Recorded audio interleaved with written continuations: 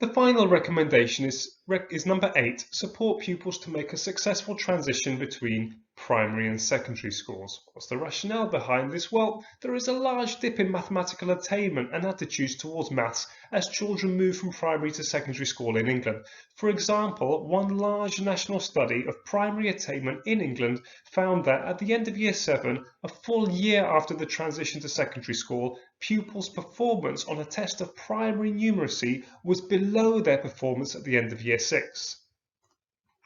Primary and secondary schools should develop shared understandings of curriculum, teaching and learning. Both primary and secondary teachers are likely to be more effective if they are familiar with the mathematics curriculum and teaching methods outside of their age phase.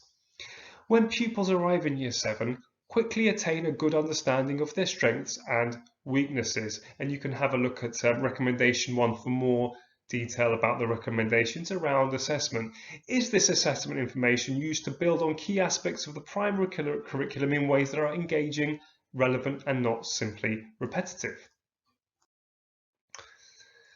Structured intervention support may be required for year 7 pupils who are struggling to make progress. This is heavily linked to the previous recommendation 7, all about interventions, so do read that or watch my video on it if you want more information about effective interventions.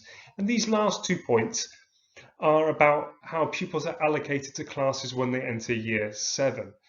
The research evidence suggests that allocating pupils to maths classes based on their prior attainment, often called setting or ability grouping, does not, on average, lead to an increase in attainment overall and may actually widen attainment gaps. It has a slightly negative impact on pupils allocated to lower sets, although pupils allocated to higher sets may benefit slightly.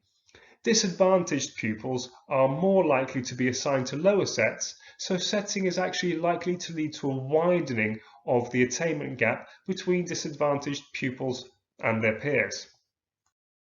To explore more of the evidence around attainment grouping, you can have a look at the EEF toolkit or read this report, The Do's and Don'ts of Attainment Grouping. It explains the research evidence around setting very clearly and is written by Professor Becky Francis, the Chief Executive of the EEF.